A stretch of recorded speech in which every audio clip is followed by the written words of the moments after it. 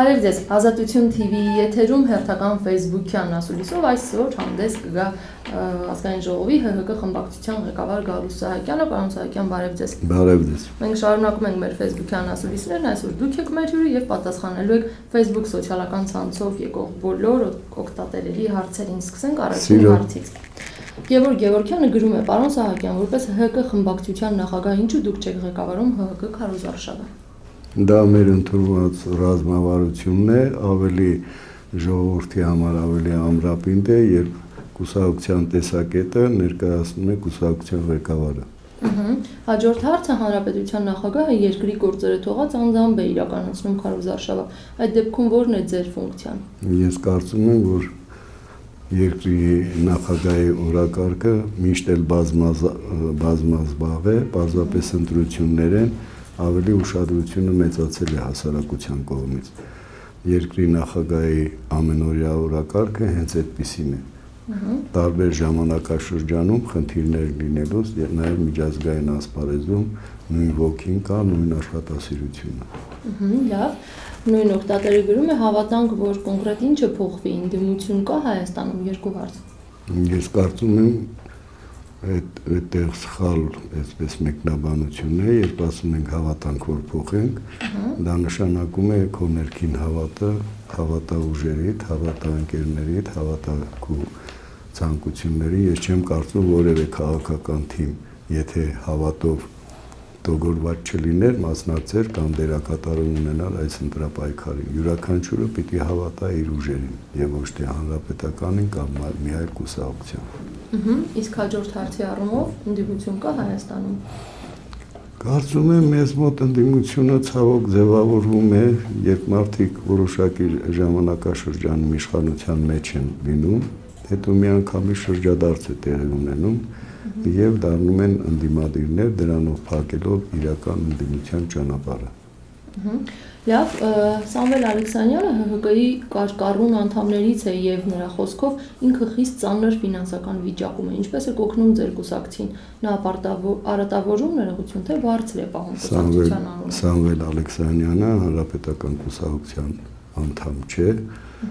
բազմազավակ հայր է եւ կարծում եմ իր իրավունքների շրջանակներում կարող է նաեւ նպաստ պահանջել։ Այստեղ գրված է ինչպես է օգնում ձեր կուսակից ընկերոջը։ Կուսակիցը հանեցինք։ Չենք օգնում։ Լավ, Օնիկ Նաղարշկարյանը գրում է, պարոն Սահակյան, հազիվ երբեք չի մոռանում ժողովրդին հիշեցնել, որ իհարկե դեռ շատ բաներ կա անելու։ Ապրեք 30,000 դրամով եւս 5 տարի, մինչեւ մենք բոլոր հարցերը կարգավորենք։ Եկեք հավատանք, որ փոխենք, ինչպես հավատանք։ Նույնիսկ որևէ դերակատարում, եթե չունենայի, ամենաշարքային փողոց մաքրելուց սկսած կդրսևորեի ինձ, որպեսզի 30,000-ից ավելի գումար վաստակեմ եւ ընտանիքս ավելի լավ պահեմ։ Իսկ ինչ վերաբերում է ընդհանուր խնդիրներին, դա ծրագրված խնդիրներ են, ամեն ժամանակաշրջանի խնդիրներ ունեն եւ կարծում եմ, որ եթե վերջին տարիների ֆորս մաժորային ժամանակաշրջանը չլիներ, այսօր ոչ թե 30,000 կստանայիք, այլ 60, 70 եւ ավելի։ Լավ, Լևոն Ասատրյանն է գրում, հարգելի պարոն Սահակյան, նախագահ Սերժ Սարգսյանն ասել է, որ ՀՀԿ-ում կան շատ կարող ուժեր, մինչդեռ ձեր նախընտրական ցուցակում խոսքը թե համամասնականի եւ թե առավել եւս մեծամասնականի մասին է, կան մարդիկ, ովքեր անկեղծ լինենք, հանրությանը հայտնի են մականուններով, սկանդալային պատմություններով, որքանով են կարող այդ ուժերը, որոնք խորհրդանում գրեթե չեն լինում, քննարկումների չեն մասնակցում, երբեմն գալիս են միայն քվեարկելու։ Ինչու են նրանք, ինչ են անելու նրանք ազգային ժողովում։ Ճաշակի խնդիր է, մականունները տարբեր բաղադրիչներ ունեն, մականունների մի ամբողջ շարք, դա ձևավորվեցին Արցախյան պատերազմի ժամանակ որպես գաղտնագիր։ Կարծում եմ, որ հաստատվողը, եթե ինքն էլ մասնակցեր, շատ հաճելիորեն կընդունեինք նաև իր մականունը, իսկ ընդհանուր առմամբ ես չեմ կարծում որևէ անձ պիտի բոլորի կողմից հարգելի կամ սիրելի լինի, դրա համար ասում եմ ճաշակի հարց է։ Մականունների առումով, իսկ այստեղ հաջորդ հարցին ինչ կասեք, որ իրենք գրեթե խորհրդանում չեն մասնակցում, ինչ են անելու այս ազգային ժողովում։ Ես կարծում եմ դեռևս ես չեմ հանդիպել որևէ падգամավոր, որը իր խորհրդարանական իրավունքներից այն կողմացնի, յուրաքանչյուրը իր գործով է զբաղված, մեկը հրապարակախոսությամբ է զբաղվում, օրենքների վերլուծությամբ, մյուսը կատարում է իր ընտրողների պահանջները, պաշտպանում է իր իրավունքները, յուրաքանչյուրը իր գործով է զբաղվում, իհարկե, եթե մտածում ենք իդեալական խորհրդարանի մասին, ուրեմն զարգացման process-ները կանք կառնեն, ես կարծում եմ, որ խորհրդարանը ավելի ուժեղ կլինի, եթե քաղաքական գործիչները եւ քաղաքականությամբ զբաղվողները լինեն խորհրդարանում ավելի շատ, քան փողոցում։ Լավ, իբրև հարցի շարունակություն Իրինա Ամիրյանն է գրում, ձեր կարծիքով հանրապետականի համար արդյոք ամոթ չէ այնպիսի մականունավոր անձինք ունենալ ու թեկնածուներ, որոնց շարքերում են Սամվել Ալեքսանյանը, Ռուբեն Հայրապետյանը, Մարսպետ Սուրիկ Խաչատրյանը, ով կին է ծեծում եւ շարունակ մնում է անպատիժ։ Մականունների մասին ասացի, հարցին պատասխանեմ, եթե լավ տատիկ պապիկ ունենայիք, ձեր շատ սիրեին, դուք էլ մականուն կունենայիք, իսկ ծեծելը ջարդելը դա իրավական հարթության խնդիր է, միգուցե այսպես հասարակության համար ըմբռնելի չէ, ճիշտն ասած ես էլ չեմ հավակնում ասելու, որ դա շատ լավ բան է, ամենայն դեպս մարդիկ հրեշտակներ չեն եւ սայթակելու իրավունքներ ունեն։ Նելի Բաբայանն է գրում, վերջերս ժառանգությանը մեղադրում էին հանրապետական կուսակցության հետ համագործակցելու մեջ եւ իբր դրա ապացույցն այն է 3 միասնական շտաբից ժառանգության դուրս գալը, ձեր կարծիքը ՀՀԿ-ն ու ժառանգությունն իսկապես համագործակցում են։ Որևէ համագործակցության խնդիր չի առաջացել, առավել եւս երբ մենք համագործակցում ենք, բաց ենք համագործակցում հասարակության առջև, այնպես որ չի կարելի ժառանգությանը շանտաժի ենթարկել։ Լավ, հաջորդ հարցը նորից, պարոն Սահակյան, չէ՞ կարծում, որ Արմեն Աշոտյանին կրթության եւ գիտության նախարարի պաշտոնից հեռացնելու ավելին հանրապետականների շարքերից հեռացնելու ժամանակն է։ Նախընտրական այս փուլում նրա արարքները սև քարոզչություն են ՀՀԿ-ի դեմ, անչափահաս դպրոցականներին պարտադրաբար ՀՀԿ-ի քարոզարշավին տանելը կամ Սուրեն Զոլյանի հետ կապված սկանդալը։ Իրինա Ամիրյան։ Նախ եւ առաջ օրենսդրությունը պիտի նայել դպրոցականների առումով, դպրոցները Աշոտյանի ղեկավարության տակ չեն գտնում անմիջապես, առավել եւս պիտի փորձել ընդհանրապես մարդուն տեսնել, գնահատել, իսկ եթե չես սիրում, ես չեմ կարող կարծիքը փոխել։ Ներողություն, մի շտկում ավագ դպրոցները հենց նախարարության տրամադրության։ Դրանք 100 դպրոցներ են, իսկ եթե քարոզչությանը մասնակցում են, դա բոլորի քարոզչությանն էլ մասնակցում են երեխաները զուտ հետաքրքրությունից ելնելով։ Այդպիսի հարցերի կա, դրանց հետո կանրադառնանք Սերգեյ Սարգսյան։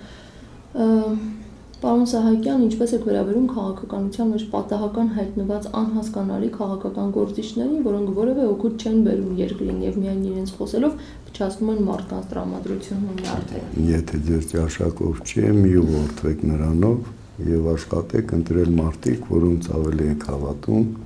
եւ ավելի հանգիստ կզգաք։ Նարեկ Մարգարյանն է գրում, պարոն Սահակյան, երբ եք պատրաստվում միանալ Twitter սոցիալական ցանցին։ Ես ընդհանրապես որևէ ցանցի չեմ միանում, ցանցերն են ես միանում։ Այստեղ Facebook, Twitter որևէ այդպես նախասիրություններ չունեմ, նաեւ իմ ժամանակը բազմազբաղ է։ Եվ տեղեկությունները ստանում եմ իմ օգնականներից հիմնականում։ Լավ, Սերգեյ Սարգսյանը մեկ հարցել ունի, որպես ձեր երկրպագու ափսոսում եմ, որ չեք դասավանդում որևէ համալսարանում եւ չեք փոխանցում ձեր քաղաքական միտքն ու փորձառությունը փոխանցել մատաղ սերնդին։ Արդյոք չունեք ծրագրեր զբաղվելու գիտական գործունեությամբ, օրինակ դասավանդել համալսարանում։ Նախ ասեմ հետեւյալը, եթե ժամանակ ունենայի, մանկավարժ դպրոցում աշխատեի եւ ավելի շատ դաստիարակված մարդիկ կունենային, քան այսօր կա։ Իսկ ինչ վերաբերում է պաշտպանելուն, ես կարծում եմ յուրաքանչյուր մարդ մեկ գործով պիտի զբաղվի։ Եվ ես զբաղվում եմ քաղաքականությամբ։ Լավ, Սերգեյ Սարգսյանը շատ ակտիվ է իր հարցերով, վերջին հարցը կարդանք Սերգեյից։ Պարոն Սահակյան, ինչից եք ամենաշատը ներվում Հայաստանում։ Սա առաջին հարցը։ Հասկանալի, պարոն Սահակյան, այսօր մի քիչ պատառող չեմ, որ հանգիստ կարող եք ջուր խմել, ոչ մի խնդիր։ Նեղվում եմ, որ մարդիկ երջանիկ չեն։ Մյուս հարցը, որն է ձեր կարծիքով ձեր ամենամեծ թերությունը, եթե իհարկե այդպիսին կա, ակնկալում եմ մաքսիմալ անկեղծ պատասխան 21-րդ դարն է ի վերջո։ Ժամանակը չի բավարարում, որ ամբողջությամբ կարողանամ իրականացնել այն խնդիրները, որը մտածում եմ։ Թամարա Պողոսյան, մինչ այս հարցերը կարդում եմ, դու կարող եք ջուր խմել, պարոն Սահակյան։ Ինչու է ՀՀԿ-ն օգտագործում վարչական ռեսուրսները քարոզարշավի ընթացքում, սա նույնիսկ է։ Մարդկանց, իրենց աշխատավայրերից, ուսուցիչներին, աշակերտներով հանդերձ, դասախոսներին իրենց ուսանողները որպես գլխաքանակ, մարդաքանակ օգտագործում են ՀՀԿ հանդիպումներում։ Ինչու եք ստրկացնում ժողովրդին ուժեղի դիրքից հանդես գալով, սպառնալիքներով, թե չներկանալու դեպքում կզրկվեն աշխատանքից։ Հարցը որակյալ չի եւ այդպես բարձաբանման խնդիրներ ունի, կարծում եմ պրովոկացիոն է ավելի շատ, որևէ մեկը նման միտում չունի։ Եվ այդպիսի դեպքեր չեն եղել։ Բնական է։ Ավետիք Խաչատրյանը շարունակում է, կարծում եմ տեղին է նշել նաև պետական ավտոմեքենաները, որոնք ծառայում են քարոզարշավին։ Հաճախ պետհամարանիշները հանում եւ դրանց փոխարեն ժամանակավոր համարանիշներ են տեղադրում, որ քողարկեն, բայց բոլոր ՀՀԿ մանր երկրորդական նախընտրական շտաբի դիմաց նման մեքենաները խցանումներ են առաջացնում եւ դրանք հնարավոր չէ չնկատել։ Որևէ մեկը պետական միջոցներից չի օգտվում եւ դրա առիթներ չկա, որովհետեւ մեր հնարավորությունները բավարարում է, որ մեր միջոցներում մասնակցեն քարոզարշավին։ Այստեղ մի այսպիսի հարց կա, մանկապարտեզների վարիչները բոլոր ծնողներին հավաքում են եւ իրենց ղեկավարած հաստատության բացերն ու խնդիրները թողած միայն ՀՀԿ-ին ձայն տալու կարևորության մասին են խոսում։ Ընդդելով, թե իրենք հանել են ամենամսյա վճարը, նշանակում են ամեն երեխայի ծնող արդեն ամիսը 20,000 դրամ նվեր է տալիս, մոռանալով, որ այդ ծնողների վճարած հարկերով են վճարում եւ տնօրենները եւ նույնիսկ բոլոր քաղաքացիներն ու պատգամավորները։ Եթե նման երևույթներ կան, դատապարտել է, ամենայն դեպս չեմ կարող գնահատել, որ դա համատարած երևույթ կարող է լինել։ Բոլոր տեղերում էլ արջի ծառայություններ կարող են մատուցել։ Նման դեպքերում կարող են անձամբ ձեզ դիմել։ Իհարկե, բնականաբար։ Հայկ Թոսյանը գրում է, չեք կարծում, որ Հայաստանում մեծ դեր է խաղում մեջք ունենալը։ Արդյոք դրա վառ ապացույցը չէ, որ ձեր տղան Արման իր կարիերան հարթում է ձեր միջոցով։ Շնորհակալություն։ Իմ քաղաքական դերակատարումը իրոք ես գնահատում եմ, բայց ավելի լավ կլինի որոշակի կենսագրական տեղեկություններ ունենաք, դա ավելի շատ իմ միջամտությունը նրա դաստիարակությունն է եւ կարծում եմ հզոր է այն ծնողը, որի որդին կամ որդիները ծառայում են իրենց պետությանը, հանրությանը։ Արման Սահակյանը գրծել մասնագետից է սկսել իր գործունեությունը, առավել եւս ինքնակամ գնացել է բանակ, այսինքն ինչ արժանավոր է դարձնում հայրենիքի նկատմամբ մարդուն, այդ բոլոր գործոնները իր մեջ բարփակվում է։ Խորհուրդ կտայի, որ նման դաստիարակության process-ները տարածվել ամբողջ մեր ժողովրդի համար։ Շնորհակալ եմ։ Գեորգի Քեհյանը գրում է, պարոն Սահակյան, ես այլևս չեմ հավատում եւ դատելով ձեր կարգախոսից, փաստորեն ոչինչ էլ չի փոխվի։ Չեք կարծում, որ ձեր կարգախոսը ձեզ ավելի է նվաստացնում ու Պեսիմիստական դատողությունը մեր կարգախոսը ոչ թե մեզ ազնվացնելու կամ նվաստացնելու խնդիր ունի, այլ ընդհանրապես խորհուրդ կտայի հավատացեք ձեր ուժերին, ձեր ձեռքով ձեր ապագան կերտեք, հավատացեք ձեր շրջապատին, հավատացեք գյուղին, քաղաքին եւ պետությանը։ Պետրոս Ստեփանյանն է գրում, պարոն Սահակյան, արդյոք ճիշտ եք համարում այն, որ արդեն 13 տարի իշխող կուսակցությունը խոսում է փոփոխությունների մասին։ Ինչ է 13 տարին բավարար չէ փոփոխություններ կատարելու համար։ Իշխող կուսակցությունը երբ իշխանության է եկել, բյուջե չի ունեցել երկիրը, մի մեծ փոսեր առաջացել եւ կարծում եմ ապահովեց երկնիշ տնտեսական աճ եւ 13 տարին համեմատեք այսօրվա հետ եւ հանիրավի կդառնա ձեր դատողությունը։ Այստեղ Հովհաննես Նազարյանն է գրում, պարոն Սահակյան, ինչպես կգնահատեք նախկին արտգործնախարար եւ այժմ ՀՀԿ համամասնական ցուցակի երկրորդ հորիզոնականը զբաղեցնող Վարդան Օսկանյանի այն հայտարարությունը, թե կոալիցիան եղել է ձևական, այնինչ պարոն Ծառուկյանը դրան ի պատասխան ասեց, թե ինքը ձևական մարդ չէ, որպեսզի կազմի ձևական կոալիցիա։ Արդյոք կա որևէ թյուրիմացություն Բարգավաճ Հայաստանում եւ ինչպես է դուք դա մեկնաբանում։ Սովորաբար քաղաքականությամբ կամ քաղաքական գործիչ դառնալու process-ը երկարատև է լինում Կարծում եմ իր հայտարարություններով ավելի շատ վարկաբեկում է ԲՀԿ-ին, որովհետև նրա տեսակետները երբեք համարժեք չեն Բարգավաճ Հայաստան կուսակցությանը եւ մի տեսակ առանձնացված խոսնակ է դարել, կարծում եմ վերջին շրջանում արդեն գլխի ընկավ, որ ինքը ավելի շատ քաղաքակիրթ ձևով ներկայացնում է Լևոն Տեր-Պետրոսյանի տեսակետը։ Ով կոնկրետ ինքը։ Օսկանյանը։ Լավ, իսկ անցնենք առաջ Արմեն Գևորգյանի 2005 թվականի երկարաշունչ հարցը, փորձենք համառոտ ընթերցել 2005 թվականին, երբ Սերժ Սարգսյանը պաշտպանության նախարար էր, նման բան էր ասել Վազգեն Սարգսյանի անվան ռազմական ինստիտուտի բացման ժամանակ, անդրադառնալով ազգային միաբանություն կուսակցության նախագահ Արտաշես Գեղամյանի խորհրդանական ելույթներին, ասել էր մեջբերում է Գեղամյանը ինչպես միշտ փորձել է ինչ-որ բան ասել, նա ստախոս, բամբասկոտ, դհոլի պես դատարկ մարդ է, խուճապի մեջ է եւ մարդը չգիտի ինչ անի, նրան թվում է թե աշխարհը պտտվում է շուրջը եւ այլն, շարունակում է թե ինչ է ասվում։ Դուք չլինեիք նրա ասացները որևէ ուշադրության չէի կարժանացնի շաբլոն, բանը այստեղ մեջբերումները շարունակվում են, այսօր այս նույն անձը գալիս է խորհրդարան եւ այն էլ ՀՀԿ համամասնական ցուցակով։ Ոնց կբացատրեք նույն Արտաշես Գեղամյանը առիթը բաց չէր թողնում, նախագահին կոշտ քննադատում էր ու չասեմ թե ինչ բառերով պիտակավորում։ Քաղաքականության մեջ մշտական բարեկամներ ու մշտական թշնամիներ չեն լինում։ Ժամանակաշրջանը ինքն է բնորոշում, առավել այն մարդիկ, որոնք իրենց անձնական շահագրգռվածությունը թողում են եւ համազգային երևույթների փորձում են մասնակից դառնալ, այստեղ ավելի գերեշվում է պետության ամրացման, քաղաքական process-ների տիրապետելու խնդիրը, քան այսպես անձնական բռնկումները։ Բոլորս էլ ժամանակին այսօր էլ մեկս մյուսին ամեն ինչ ասում ենք, բայց երբ վճռական պահ է գալիս եւ իօքուտ պետության պիտի գործընթացներ լինեն, բնականաբար դա չի կարող խանգարել, որ մենք հավերժական թշնամիներ մնանք կամ հավերժական բարեկամներ։ Գեղամյանի մուտքը նաեւ այլոց մուտքը հետեւյալ սկզբունքն է, որ մենք ուզում ենք քաղաքական գործիչներ ունենալ ազգային ժողովում եւ դրանով իսկ ավելի դերակատարումը կբարձրանա ազգային ժողովում։ Այսինքն Գեղամյանի խոսքերը մոռացվել են եւ ներվել։ Որևէ խոսք չի մոռացվում, բայց վճռական պահին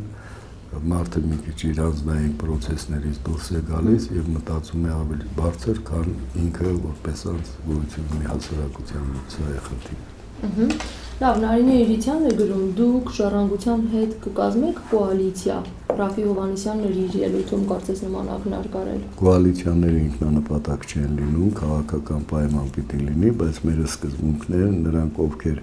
առավել ձայներ են ստանում հասարակության կողմից,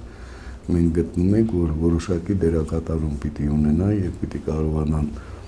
այն սկզբունքները, որ կառավարության ընթացքում հասարակությանն են ներկայացնել, պաշտպանելի դարձնել հենց իրենց ուժերով։ Լավ, Քրիստինա Խանոմյանն է գրում, փորձեմ հարցը վերաձևակերպելով կարդալ, որովհետև ոչ կոռեկտ նախադասություններ կան ամեն դեպքում։ Ոչ կոռեկտն էլ կարդացեք։ Գալուս Սահակյանն անդրադառնալով ձեր թույլտվությամբ կարդամ հարցը այնպես, ինչպես գրված է։ Գալուս Սահակյանն անդրադառնալով падգամավորի տեխնացուի քիթը ջարդելուն հայտարարել է, թե ինչ որ մեկը քիթը չի խոթի, որտեղ որ պետք չէ, թե ինչ նրա քիթը կջարդեն եւ այլն։ Հարց. ՀՀԿ-ն եւ անձամբ դուք արդեն քանի տարի ձեր քիթը խոթել եք մեր երկրի ներքին գործերի մեջ, մեր ընտանիքների ճակատագրի մեջ։ Հիմա եթե ժողովուրդը վեր կենա եւ ձեր ասած մի խոսքով քիթը կոտրելու առումով ձեզ հետ այդպես քաղաքական գործի համար հիմնական ճանապարհը վերելքներն ու վարիչներն են։ Մինչեւ մի քանի անգամ քիթը չկոտրվի, բնականաբար քիթը արժեք չի ունենա։ Առավել եւս ես կարծում եմ, որ քաղաքական պայքարի մեջ մտնող մարդիկ լալ կամ պիտի չլինեն եւ հրաբուխներ չոլորնեն հասարակության մեջ։ Իհարկե շատ վատ բան է քիթը կոտրելը, բայց միևնույն ժամանակ պայքարը այնպիսին է, որ ամեն ինչ կարող է պատահել։ Սա է հիմնական խնդիրները։ Այստեղ Խանոմյանը նշել էր, որ դուք հանրապետական կուսակցությունը նույն ձևով վարվել եք իրենց ընտանիքների եւ հասարակության հետ։ Եթե այդպես վարված լինեինք, հիմա կունենայինք այն Հայաստանը, որը որ մտածում ենք, որովհետև հասարակությունը ամեն դեպքում քիթը որևէ տեղ չի խոթում, հասարակությունը սպասումների մեջ է եւ փորձում է իր ուղղորդողների շրջանակում Հասարակություն չէ, ներողություն, հանրապետական կուսակցությունն է նշված, որ հանրապետական կուսակցությունը քիթը խոթում է մեր ընտանիքի եւ կենցաղի մեջ։ Հենց դրա համար էլ բացատրեցի, բազմաթիվ անգամ քիթը կոտրվել է, դրա համար անհրաժեշտություն է դարձել հասարակության համար։ Լավ, շնորհակալ եմ, Անուշ Խաչոյանն է գրում, մինչև հիմա ՀՀԿ-ն ինչ էր փոխում կամ փոխում էր, ձեր այժմյան կարգախոսը չի նշանակում, գրեթե կրկնվում է, բայց հարթ պատասխան ակնկալվում է։ Ձեր կարգախոսը չի նշանակում արդյոք, որ դուք ձեզ թերահավատորեն եք վերաբերում ու դուք էլ գիտեք, որ ժողովուրդը ձեզ չի հասկանում ու չի հավատում։ Հիմա նոր պետք է ժողովուրդը ձեզ հավատա, որ մի քիչ առաջ հասկացրեցի, խնդիրը հետեւյալն է, որ ոչ թե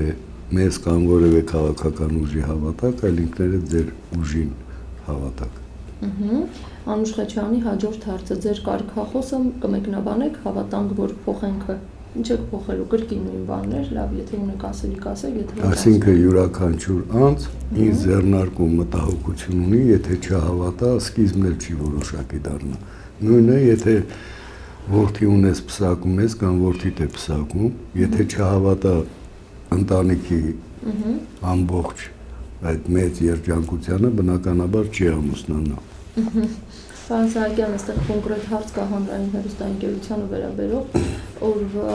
այստեղ գրում է Երվանդ Կարապետյանը։ Հավատում եք, որ հանրային հեռուստաընկերությունն ամենաանաչառ եւ ազատ հեռուստաալիքն է։ Մեր նկատմամբ անաչառ չի, որովհետև հանրային հեռուստատեսությունը երբ նայում եք, ավելի շատ խարազամում ենք մենք, քան մյուսները։ Հանրայինով։ Հանրայինով եւ բոլոր հեռուստաընկերություններով, բայց հանդուրժող ենք մոտենում, ավելի լավ է դաշտը մի քիչ լինի մեզ համար, որովհետև մեր կարողությունները առավել են եւ այսօր չէ որ մենք քարոզությամբ ենք զբաղվում, այս ընտրություններից հետո էլ ամսի 7-ից նորից քարոզությամբ ենք զբաղվելու մինչեւ հաջորդ ազգային ժողովի ընտրությունները։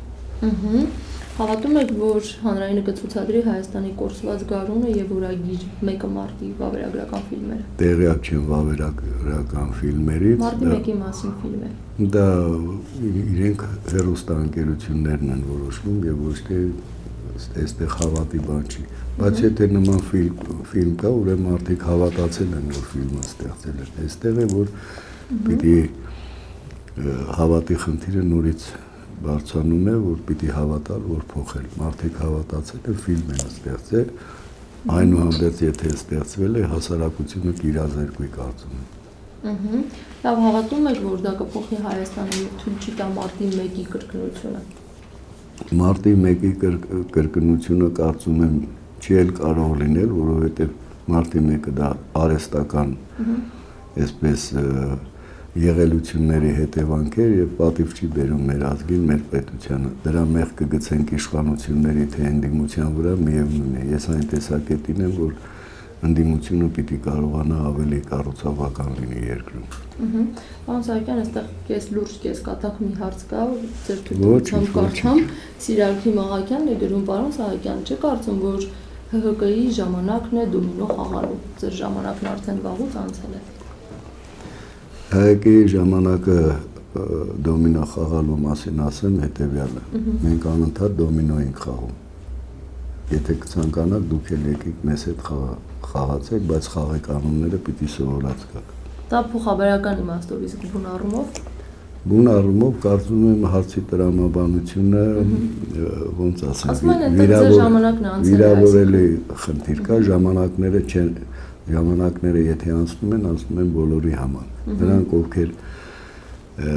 ժամանակի մարդն են, դրանք մնայուն էլ մնում են, այնպես որ մի հուսախաբվեք եւ դուք էլ դոմինո խաղացեք, վատ խաղ չի։ Առայժմ մենք շախմատ ենք խաղում։ Պարոն Սահակյան, հաջորդ հարցին անդրադառնամ, Միսակ Աղամյան ավելի շատ սա խնդրանք է, բայց կարդանք, հա, ժամանակ դեռ ունենք։ Պարոն Սահակյան, 2005 թվականից տառապում եմ էպիլեպսիայով, ունեմ հաշմանդամության 3-րդ խումբ, կառավարության 2006 թվականի համապատասխան որոշմամբ պետք է ստանամ բժշկի կողմից նշանակված դեղորայքի 50%-ը անվճար 2012-ի հունվարի 1-ից առ այսօր ոչ մի դեղահավ չեմ ստացել։ Ինչպես կարող եմ գնել 16800 դրամի դեղորայք, եթե իմ թոշակը 13000 դրամ է։ Եվ ով է վերահսկում նախարարության գործունեությունը։ Եթե պետությունը նման արտոնություններ ունի, խնդրեմ կարող եք անձնական մոտենալ կամ նամակով ես փորձեմ կաշխատեմ, որպեսզի դուք ձեր իրավունքը կարողանաք իրացնել դες համար։ Լավ, Միքայել Սարդարյանը հարց գրեց հենց նոր։ Ձեր յուրահատուկ կարգախոսը ինչպես որոշվեց, յուրահատուկը փակագծերում էր գրված։ Դա նախագահի միտքն էր, դուք որոշեցիք, թե ինչպես կներկայացնեք այդ կարգախոսի հարցը։ Ոչ մենք ենք յուրահատուկ, ոչ էլ մեր կարգախոսը, կարծում եմ հաց տվողն է յուրահատուկ։ Շատ պարզ, շիտակ կարգախոս է։ Հավատա ինքդ քեզ եւ կարծում եմ որոշակիորեն լավ կզգաս։ Լավ, շնորհակալ ենք։ Ընդհանրապես մի քանի րոպեից կավարտվի մեր հաղորդման առաջին կեսը եւ ընդհանուր առմամբ հաղորդումն ավարտվում է, որովհետեւ բոլոր հարցերին դուք տվեցիք շատ կարճ եւ սպառիչ պատասխաններ, ինչի համար շնորհակալ ենք։ Առաջին անգամ եք այս ֆորմատով ասուլիսի մասնակցում, ձեր կարծիքը, տպավորությունները նորից կգաք, ասենք ընտրություններից հետո։ Գիտեք, այդպես շահագրգռված չեմ ընդհանրապես մամուլի հետ շփվելու, բայց որովհետեւ որոշակի շրջանակի դերակատարում ունեմ եւ նաեւ